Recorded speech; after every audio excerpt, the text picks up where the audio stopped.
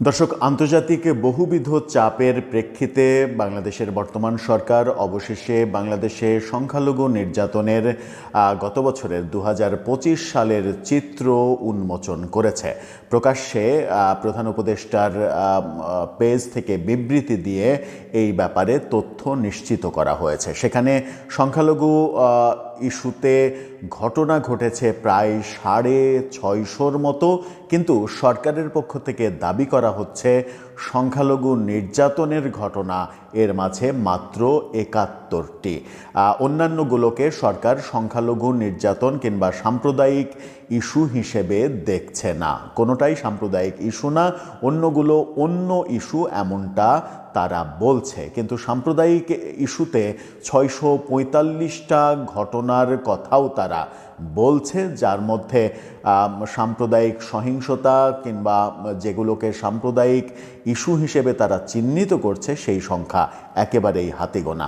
এই ঘটনা যখন বাংলাদেশ সরকার থেকে প্রকাশ করা হলো, তখন ভারতীয় গণমাধ্যম অন্য ধরনের খবর দিচ্ছে এটাকে কেন্দ্র করে।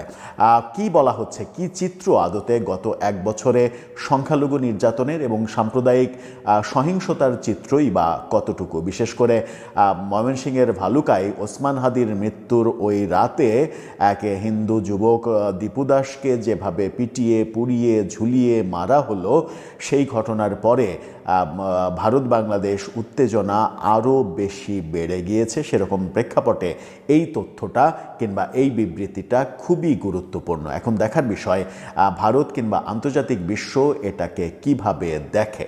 থাকবেন পলিটিক্স টিভির নিয়মিত আয়োজন। দর্শক, বলছিলাম বাংলাদেশের সাম্প্রদায়িক ইস্যুতে যে ঘটনা, সেই ঘটনা নিয়ে সরকার অবশেষে আন্তর্জাতিক চাপের কারণেই একটা পরিষ্কার রিপোর্ট দেওয়ার চেষ্টা করেছে। যদিও ভারতীয় গণমাধ্যম থেকে এই রিপোর্টটা অস্বীকার করা হচ্ছে এবং বলা হচ্ছে যে এই রিপোর্ট সরকারের বানানো রিপোর্ট, এটার সঙ্গে বাস্তবতার কোনো মিল নেই। কিন্তু বাংলাদেশ সরকার থেকে দাবি করা হচ্ছে এটাই প্রকৃত চিত্র 2025 সালের। কি বলা হচ্ছে? প্রধান উপদেষ্টার ফেসবুক পেজের পোস্ট আপনারা দেখতে পারেন। পোস্টের একাংশ অনেক বড় পোস্ট। সেখানে বলা হচ্ছে বাংলাদেশে সংখ্যালঘু সম্প্রদায়কে প্রভাবিত করছে এমন ঘটনা ও সামগ্রিক আইন শৃঙ্খলা পরিস্থিতি জানুয়ারি থেকে ডিসেম্বর 2025, অর্থাৎ এক বছরের, গত বছরের যে চিত্র, সেই চিত্র তারা তুলে এনেছে। বাংলাদেশ অপরাধ দমনে স্বচ্ছতা, নির্ভুলতা ও দৃঢ়তার সঙ্গে প্রতিশ্রুতিবদ্ধ। জানুয়ারি থেকে ডিসেম্বর 2025 পর্যন্ত এক বছরে পুলিশের নথি পর্যালোচনায় সংখ্যালঘু সম্প্রদায়ের সদস্য সংশ্লিষ্ট মোট 645টি ঘটনার তথ্য পাওয়া যায়। এটাকে তারা, সরকার বলছে, সংখ্যালঘু সম্প্রদায়ের সদস্য সংশ্লিষ্ট ঘটনা।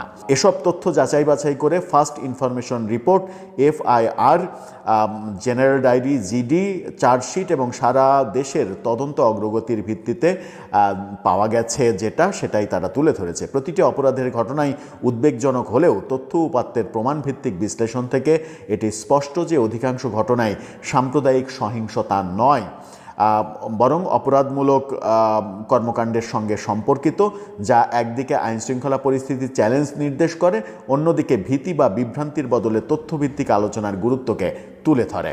পর্যালোচনায় দেখা গেছে যে 645টি ঘটনার মধ্যে 71টি ঘটনায় সাম্প্রদায়িক উপাদান পাওয়া গেছে, আর 574টি ঘটনা সাম্প্রদায়িক নয় বলে মূল্যায়ন করা হয়েছে। সরকার বলছে এর মধ্যে 71টি ঘটনা সাম্প্রদায়িক ঘটনা।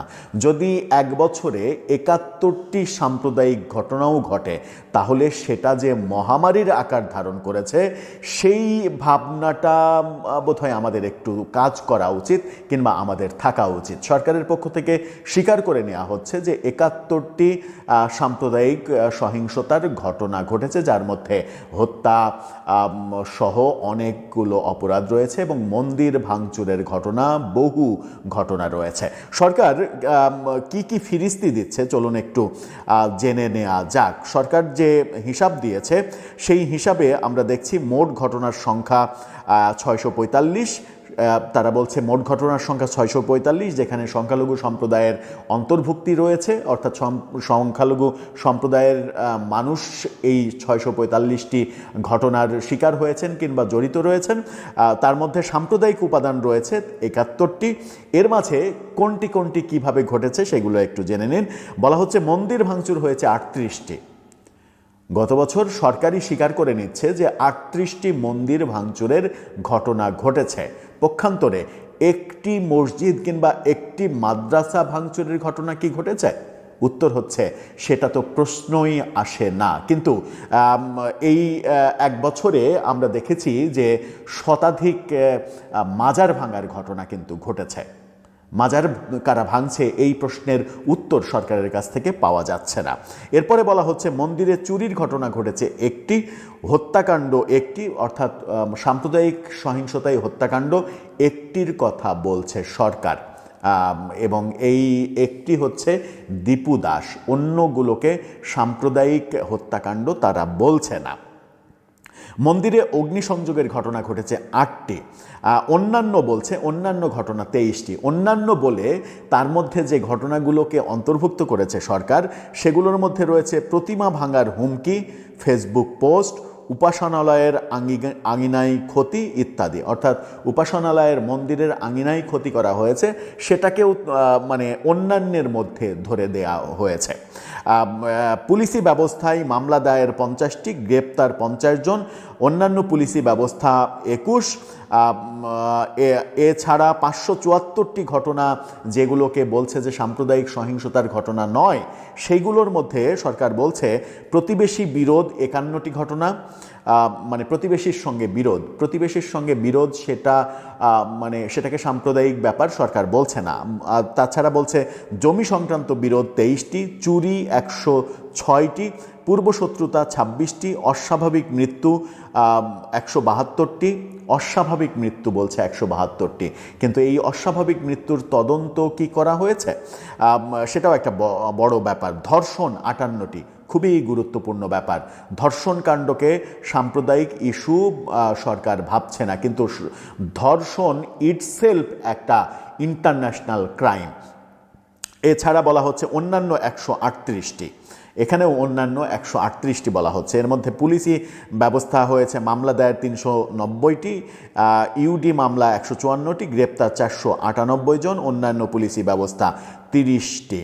এই যে এই রিপোর্ট যখন বাংলাদেশ সরকারের পক্ষ থেকে দেয়া হচ্ছে, তখন আমরা দেখছি যে হিন্দুস্তান টাইমস শিরোনাম করছে। হিন্দুস্তান টাইমসের শিরোনামটা দেখে নিন। সেখানে যে কথাটা বলা হচ্ছে সেই কথায় আমরা দেখছি যে সরকার রিপোর্ট দিয়েছে, সেখানে 645 এবং 171 এই কথাটা তারা বলছে। তারা যেটা বলছে সেটা হচ্ছে 2025 সালে বাংলাদেশে 645টি সংখ্যালঘু সম্পর্কিত ঘটনা ঘটেছে, 71টি ছিল সাম্প্রদায়িক, জানিয়েছে ইউনূস সরকার। বাংলাদেশের প্রধান উপদেষ্টার বিবৃতি অনুসারে 71টি ঘটনাকে সাম্প্রদায়িক উপাদান হিসেবে চিহ্নিত করা হয়েছে, যেখানে 574টিকে অসাম্প্রদায়িক প্রকৃতির হিসেবে মূল্যায়ন করা হয়েছে। প্রধান উপদেষ্টা মোহাম্মদ ইউনূস সোশ্যাল মিডিয়ায় শেয়ার করেছেন, জানুয়ারি থেকে ডিসেম্বর 2025 পর্যন্ত সরকারি পুলিশ রেকর্ডের 1 বছরব্যাপী পর্যালোচনায় বলা হয়েছে যে বাংলাদেশ জুড়ে যাচাইকৃত প্রাথমিক তথ্য, প্রতিবেদন, সাধারণ ডায়েরি, চার্জশিট এবং তদন্তের আপডেট থেকে 645টি ঘটনা সংকলিত হয়েছে। সাম্প্রদায়িক বনাম অসাম্প্রদায়িক মামলা এই ব্যাপারে বলা হয়েছে। বিবৃতিতে বলা হয়েছে যে সাম্প্রদায়িক হিসেবে শ্রেণীবদ্ধ ঘটনাগুলোতে মূলত ধর্মীয় স্থান এবং মূর্তি ভাঙচুর বা অপবিত্রকরণ জড়িত, পাশাপাশি সীমিত সংখ্যক অন্যান্য অপরাধও জড়িত। অনুসন্ধানে দেখা গেছে যে 71টি ঘটনাকে সাম্প্রদায়িক উপাদান হিসেবে চিহ্নিত করা হয়েছে, যেখানে 574টি ঘটনা অসাম্প্রদায়িক বলে এক্সে পোস্ট করেছেন প্রফেসর ইউনূস।